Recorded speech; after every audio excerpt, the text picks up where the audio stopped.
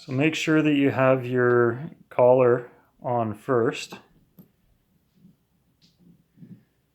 And if you want to see what it looks like, you've already seen. Inside is a nut and a spring. There's the square nut there and the spring.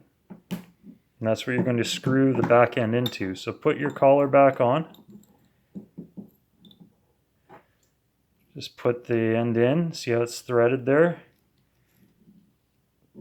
And just screw it in until you start seeing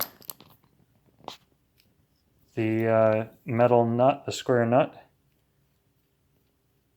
sliding up onto the threads.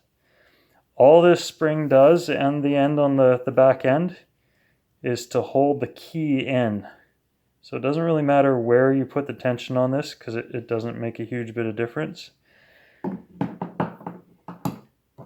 But there's the key, and it goes in to the slide there.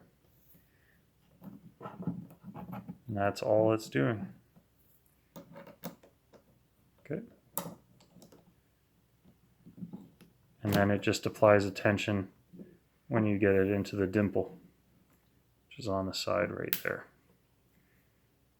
Okay.